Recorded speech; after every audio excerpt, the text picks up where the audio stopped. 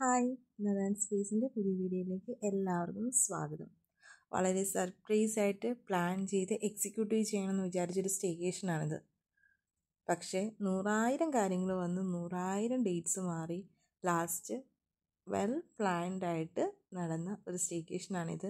നിങ്ങൾ ഫാമിലിയായിട്ട് Grand Hyatt Kochi ബോൾഗാട്ടിയിലൊരു 2 days സ്റ്റേക്കേഷൻ പ്ലാൻ ചെയ്തു. അത് എല്ലാ പ്രാവശ്യവും ഞാനും ചേട്ടായും വാവയും മാത്രമാണ്. ഇപ്രാവശ്യം ഞങ്ങളുടെ ഫാമിലീസും ഉണ്ട്. അതാണ് ഏറ്റവും വലിയ സർപ്രൈസ് എലമെൻ്റ് എന്ന് പറയുന്നത്.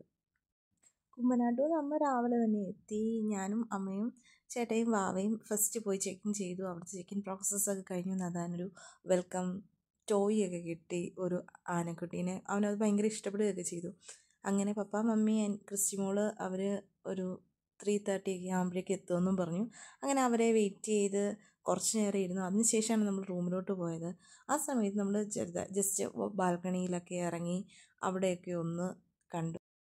ഹയാത്ത് എപ്പോഴും ചേട്ടയുടെ ഒരു ജോലിസ്ഥലമായിട്ട് മാത്രമേ ഞങ്ങളുടെ പേരൻസിന് അറിയുള്ളൂ. പിന്നെ ബോട്ടിങ്ങിന് പോകുമ്പോൾ ടൂർ ഗൈഡ്സ് കാണിക്കുന്ന വിഷ്വൽസും. അപ്പം ഞങ്ങളൊരു 1 year പ്ലാൻ ചെയ്തിരുന്ന ഒരു വെക്കേഷനാണിത്. കാരണം നമുക്ക് അവർക്ക് കൊടുക്കാൻ പറ്റുന്ന ഒരു ഗിഫ്റ്റായിട്ട് ആണ് ഞങ്ങളിതിനെ പ്ലാൻ ചെയ്തത്. 7th ഫ്ലോറിലെ 3 റൂംസാണ് നമ്മൾ എടുത്തത്. അതാകുമ്പം നല്ല വ്യൂ ഒക്കെ ഡേ ആൻഡ് നൈറ്റ് ഉണ്ടാവും. അപ്പം അങ്ങനെയാണ് നമ്മൾ പ്ലാൻ ചെയ്തത്. ആദ്യം അമ്മയുടെ റൂമിൽ പോകാം, അതിനുശേഷം പപ്പായും മമ്മിയൊക്കെ വന്നു കഴിഞ്ഞാൽ അവരുടെ റൂമും നമ്മുടെ റൂമിട്ടും പിന്നെ പോകാം എന്നുള്ള രീതിയിലാണ് നമ്മൾ ഇരുന്നത്. നമ്മൾ മക്കളോട് ചെയ്യാൻ പാടില്ലാത്ത കുറേ കാര്യങ്ങളുണ്ട്.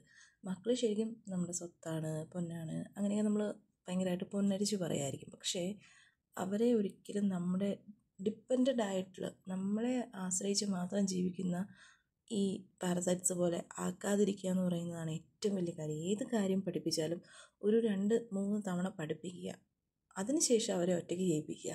അതിപ്പം ഷൂലീസ് കെട്ടുന്നത് മുതൽ ഒരു കടയിൽ പോയി ഒരു ചോക്ലേറ്റ് മേടിക്കുക, അല്ലെങ്കിൽ എന്തെങ്കിലും സാധനം മേടിച്ചിട്ട് ബാക്കി മേടിക്കുക എന്ന് പറയുന്നത് വരെ അവരെ കൊണ്ട് ചെയ്യിക്കേണ്ട കാര്യങ്ങളാണ്. കാരണം അവരെ സ്വയം പര്യാപ്തരായിട്ട് മാറ്റുക. നമ്മുടെ മക്കൾ എന്ന് പറഞ്ഞാൽ എല്ലാ കാലത്തും നമ്മളെ ആശ്രയിച്ച് നമ്മുടെ പുറകിൽ നിൽക്കുന്ന ആൾക്കാരല്ല എന്നുള്ളൊരു വലിയൊരു തിരിച്ചറിവ് ശരിക്കും ഈ ജനറൽ പേരൻറ്റിങ്ങിന് വേണ്ടതാണ്. പപ്പ മമ്മിയൊക്കെ ഒരു 3 മണി കഴിഞ്ഞിട്ടാണ് വന്നത്. അവരുടെ റൂമിലും നമ്മൾ കയറി.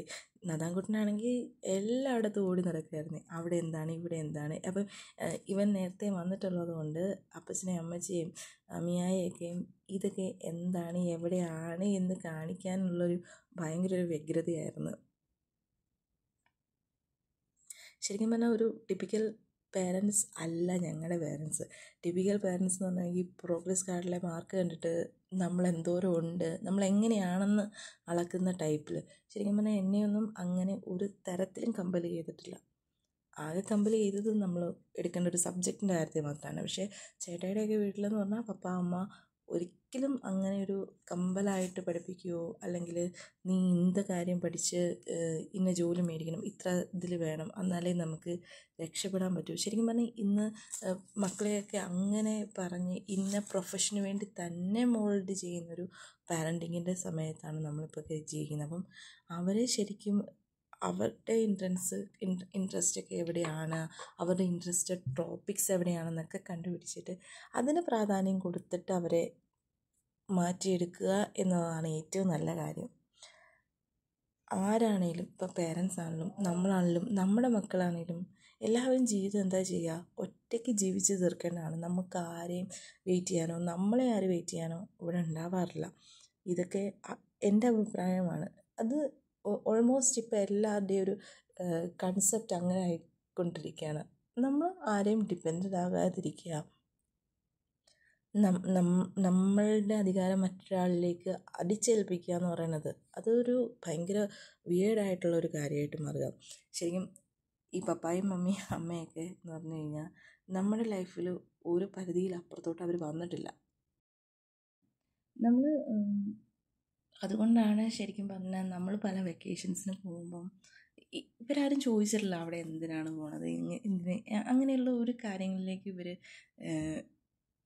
കടന്നു കയറി വന്നിട്ടില്ല. അപ്പം നമ്മുടെ ഒരു വലിയ ആഗ്രഹമായിരുന്നു നമ്മളെപ്പോഴും പോകുന്ന അല്ലെങ്കിൽ നമ്മളെപ്പോഴും എക്സ്പീരിയൻസ് ചെയ്യുന്ന ഒരു വേൾഡ് ഓഫ് ഹയാത്ത് എന്ന് പറയുന്ന അവരുടെ ഒരു കോൺസെപ്റ്റ് നമ്മുടെ പേരൻസിനും കൂടെ ഒന്ന് അവർക്കൂടെ ഒന്ന് എക്സ്പീരിയൻസ് ചെയ്യാൻ പറ്റണം എന്നുള്ളത്. അങ്ങനെ നമ്മൾ ഇവിടെ സ്റ്റേക്കേഷന് വേണ്ടി വന്നത്. നമ്മളിപ്പോൾ വന്ന് നിൽക്കുന്നത് ഇവിടുന്ന് ഒരു 5:30 പോയിട്ട് 6:30 തിരിച്ചു വരുന്നൊരു ഒരു സൺസെറ്റ് ക്രൂസ് ഉണ്ട്. ഒരു വെസൽ ഇവിടെ നിന്ന് പോകുന്നു. അപ്പം നമുക്ക് ഒരു 1 hour അതിൽ യാത്ര ചെയ്യാം. നമുക്ക് അത്യാവശ്യം കാഴ്ചകളൊക്കെ കാണാം. അപ്പോൾ അതിന് വേണ്ടിയിട്ടാണ് നമ്മൾ വെയിറ്റ് ചെയ്യുന്നത്.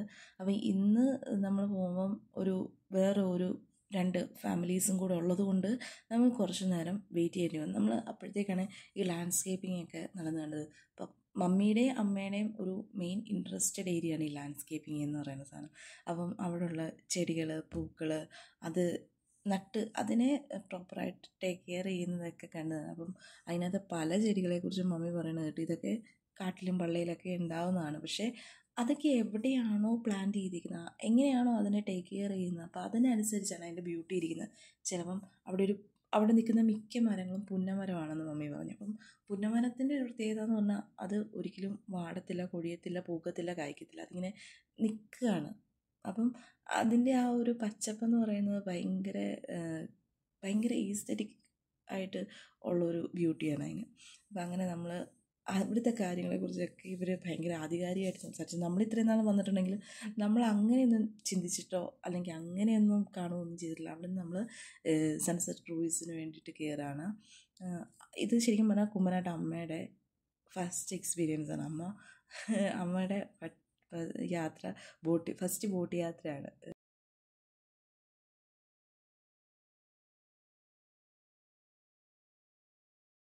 അപ്പർ ഡോക്കിലിരുന്ന് കഴിഞ്ഞാൽ അത്യാവശ്യം വ്യൂസ് എല്ലാം കാണാൻ സാധിക്കും. വലിയ ഷേക്കിങ് നമുക്ക് ഉണ്ടാവത്തില്ല. അതുപോലെ തന്നെ ഇത് ഫുൾ സൺറൈസ് ഡേയ്സ് ആയതുകൊണ്ട് നമുക്ക് എവിടെ ഇരുന്നാലും ഓക്കെയാണ്. പക്ഷേ ഇവിടെ ഇരിക്കുകയാണെങ്കിൽ നമുക്ക് വെളിയിലോട്ട് പോവുകയും ഒക്കെ കാണുകയൊക്കെ ചെയ്യാമായിരുന്നു. സത്യത്തിൽ എറണാകുളം ഇപ്പം നമ്മുടെ ഒരു സെക്കൻഡ് ഹോമായിട്ട് മാറിയിരിക്കുന്നത്. ഏകദേശം ഒരു 5 വർഷം ആകും നമ്മളിവിടെ എറണാകുളത്ത് വന്നിട്ട്. ചേട്ടാ ഇതിന് മുമ്പേ വന്നതാണ്. നമ്മൾ ഫാമിലി ആയിട്ട് ഇവിടെ വന്നിട്ട് ഒരു 5 വർഷമായിട്ട് ഉണ്ട്. അപ്പം നമുക്ക് എന്താ പറയുക, ഒരു സെക്കൻഡ് ഹോം ഫീലിംഗ് ആണ് എപ്പോഴും എറണാകുളം എന്ന് പറയുന്നത്.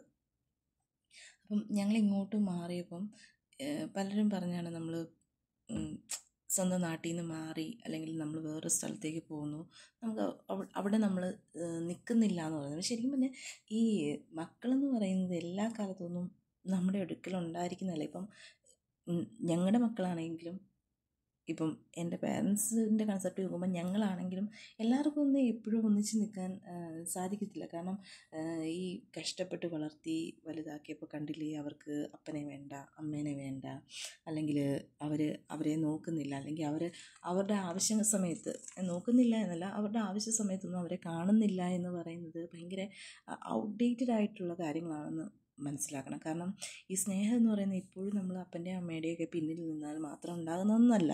കാരണം ഈ ലോകം മാറുമ്പം ഓപ്ഷൻസ് ഭയങ്കരമായിട്ട് കൂടുകയാണ്. അപ്പം ഓപ്ഷൻസ് കൂടുന്നതനുസരിച്ച് നല്ലൊരു ലൈഫ് സ്റ്റൈലും ഉണ്ടാകുന്നതിനുള്ള ചാൻസുകൾ കൂടുതലാണ്. അപ്പം നമ്മൾ ഏത് തിരഞ്ഞെടുക്കുന്ന ഇതുപോലെ ഇരിക്കും. നമ്മളിപ്പം ഒരു നല്ല ലൈഫ് ഉണ്ടാകാൻ വേണ്ടി വേറൊരു ഓപ്ഷൻ ചൂസ് ചെയ്ത് കഴിഞ്ഞാൽ അതിൻ്റെ അർത്ഥം നമുക്ക് നമ്മുടെ പേരൻസിനോടോ അല്ലെങ്കിൽ നമ്മുടെ സിബ്ലിങ്സിനോടോ നമ്മുടെ നാടിനോടോ നമ്മുടെ വീടിനോടോ സ്നേഹമില്ല എന്നല്ല. ശരിക്കും പറഞ്ഞാൽ ഇന്നത്തെ ഒരു കാലഘട്ടത്തിൽ എല്ലാവരുമൊക്കെ ഇടയ്ക്കൊന്ന് കൂടും, ലൈഫ് അടിപൊളിയാകും, തിരികെ പോരും.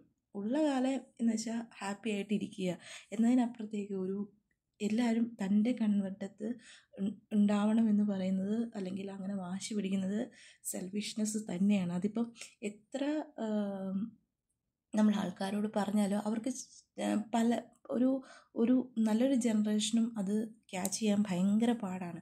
ഇപ്പം ശരിക്കും പറഞ്ഞാൽ ഞങ്ങളുടെ ഈ ഒരു ജനറേഷനിൽ പറഞ്ഞാൽ ചിലപ്പോൾ അവർക്കത് ഹൈലി റിലേറ്റ് ചെയ്യാൻ പറ്റും. കാരണം അങ്ങനെ ഒരു 2 ജനറേഷൻ്റെ നടുക്ക് കിടന്ന് വളർന്നതാണ്. ഇപ്പം നമ്മുടെ ഗ്രാൻഡ് പേരൻസ് ആണെങ്കിലും നമ്മുടെ പേരൻസിൻ്റെ ആണെങ്കിൽ ആ 2 ജനറേഷൻ എന്ന് പറയുന്നത് ഒപ്പം നിൽക്കുക, ഒന്നിച്ച് നിൽക്കുക, അങ്ങനെയുള്ള ചില എന്താ പറയുക മോശമെന്നല്ല, കുറച്ചുകൂടി ഫാമിലിയായിട്ട് അറ്റാച്ച്ഡ് ആയിട്ടുള്ള കൺസെപ്റ്റ്സിൽ റൂട്ടഡ് ആയിട്ടുള്ള ജനറേഷനാണ്. അപ്പം നമ്മുടെ ലൈഫ് എന്ന് പറയുമ്പോൾ നമ്മളിങ്ങനെ മാറും, മറ്റിടത്ത് ജീവിക്കും, നമ്മൾ പുതിയ സ്ഥലങ്ങൾ കണ്ടുപിടിക്കും. നമ്മുടെ ചോയ്സസ് ഒത്തിരി കൂടുമ്പം നമ്മൾ കുറച്ചും കൂടെ ദൂരേക്ക് മാറുക എന്ന് പറഞ്ഞാൽ അകന്നു പോകുക എന്നുള്ളതല്ല, നമ്മുടെ ചോയ്സസൊക്കെ മാറി അപ്പം നമ്മൾ കുറച്ചുകൂടെ ലൈഫൊക്കെ അടിപൊളിയാക്കും. പക്ഷേ അതിനകത്ത് നമുക്ക് കിട്ടുന്ന ടൈം നമ്മൾ ഇതുപോലെ എൻജോയ് ചെയ്യാൻ പറ്റണം.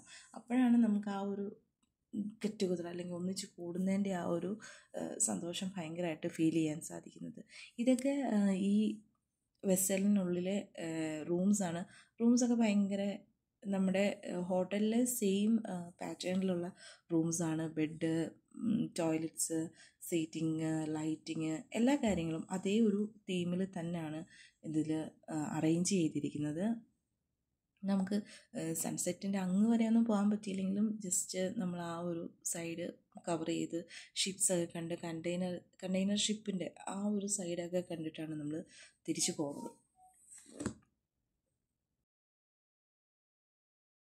സത്യം പറഞ്ഞാൽ നഥാൻകുട്ടിന് ഇതൊരു ഫസ്റ്റ് എക്സ്പീരിയൻസ് അല്ലാത്തതുകൊണ്ട് അവൻ്റെ ഫുൾ ഇൻട്രസ്റ്റ് ഇതിനകത്തില്ലായിരുന്നു. അവൻ ഒട്ടും അറ്റൻറ്റീവ് അല്ലായിരുന്നു. അവൻ അവിടുത്തെ സ്നാക്സും ഫോണും ഗെയിമും മറ്റ് കാര്യങ്ങളൊക്കെ ആയിട്ട് ഭയങ്കരമായിട്ട് എൻഗേജ്ഡ് ആയിട്ട്. അപ്പം ഞങ്ങൾക്കാണെങ്കിലും വെക്കേഷന് വരുമ്പം നിങ്ങൾ വീട്ടിൽ നിൽക്കുന്നില്ല, അല്ലെങ്കിൽ നമ്മൾ ഇന്നിടത്തുണ്ടാവുന്നില്ല എന്നൊക്കെ പറയുന്ന ഒത്തിരി കാര്യങ്ങൾ ആൾക്കാർ പറയുന്നത് കേൾക്കാം. പക്ഷേ നമ്മൾ കിട്ടുന്ന ടൈം നമ്മൾ ഒന്നിച്ച് സ്പെൻഡ് ചെയ്യാൻ പറ്റുക, അതൊരു നല്ലൊരു ബ്യൂട്ടിഫുൾ മെമ്മറി ആക്കി മാറ്റുക എന്നുള്ളത് പറയുന്ന ഏറ്റവും നല്ല കാര്യം. നമ്മൾ തിരിച്ചു വന്നപ്പോഴത്തേക്ക് തന്നെ ഒന്ന് വലിയ വെയിലും ചൂടൊക്കെ മാറി. പിന്നെ കളിക്കാൻ പോകാനും പൂളിൽ ഇറങ്ങാനൊക്കെ ഉള്ളൊരു തീരുമാനത്തിലാണ് നമ്മളിങ്ങോട്ട് പോകുന്നത്. അപ്പോഴേക്ക് നഥാൻകുട്ടൻ അങ്ങോട്ട് പോയപ്പോഴേ ഈ പ്ലേ ഏരിയ അല്ലെങ്കിൽ പ്ലേ സ്റ്റേഷൻ കണ്ടുവച്ചിട്ടാണ് പോയത്. അപ്പോൾ അവിടെ വരിക, കളിക്കുക, എൻജോയ് ചെയ്യുക എന്നുള്ളതേ ഉണ്ടായിരുന്നുള്ളൂ അവൻ്റെ മനസ്സിൽ.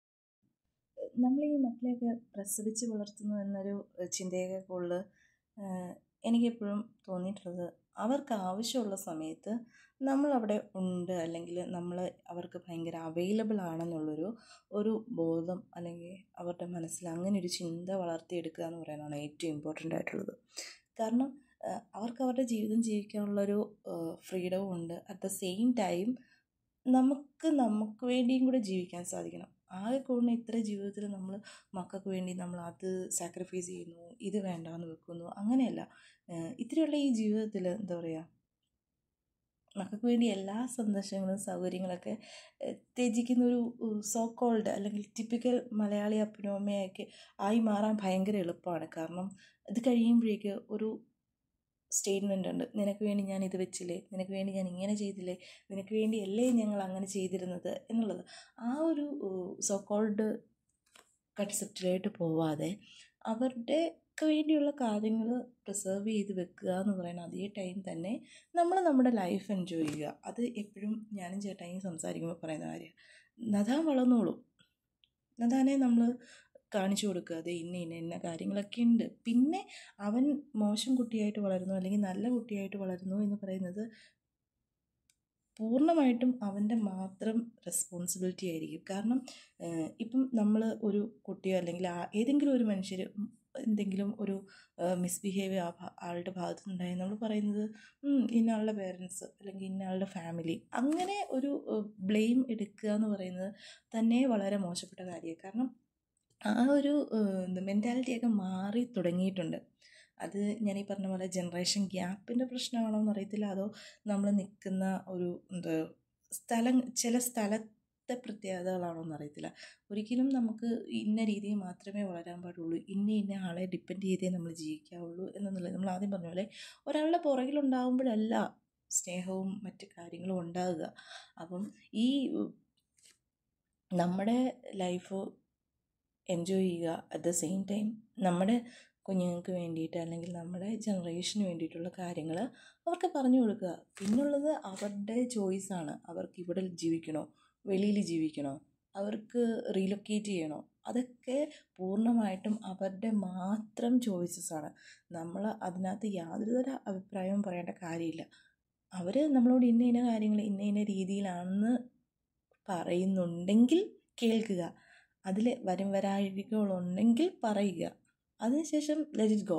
അത് പിന്നെ അവരുടെ റെസ്പോൺസിബിലിറ്റിയാണ്. അങ്ങനെ ഒരു ഫുൾ റെസ്പോൺസിബിലിറ്റി നമുക്കുണ്ടായിരുന്നു. നമ്മൾ വെളിയിൽ പോയി ഫുഡ് കഴിച്ചു, ജയരാജൻ സാറിനെ കണ്ടു. അപ്പം ഇന്നത്തെ ദിവസം എന്ന് പറയുന്നത് ഞങ്ങൾക്ക് ഏറ്റവും, എന്നെയും ചേട്ടാനെ സംബന്ധിച്ച് ഏറ്റവും ഭയങ്കര പ്രഷ്യസ് ആയിട്ടുള്ളൊരു ഡേ ആയിരുന്നു. ഞങ്ങളുടെ വലിയൊരു സ്വപ്നം സാക്ഷാത്കരിച്ചൊരു ദിവസമായിരുന്നു. നമ്മളിവിടെ വന്ന് എല്ലാ കാര്യങ്ങളൊക്കെ ഇൻട്രൊഡ്യൂസ് ചെയ്ത് നദാനും ആ ഒരു സമയത്തേക്ക് എനർജിയൊക്കെ ലോ ആയി. പിന്നെ ഞങ്ങൾ റൂമിൽ വന്ന് പതിയെ നൈറ്റ് വ്യൂസൊക്കെ കണ്ട് നാളത്തെ കാര്യങ്ങളെക്കുറിച്ചൊക്കെ പ്ലാൻ ചെയ്ത് നമ്മൾ കിടന്നു.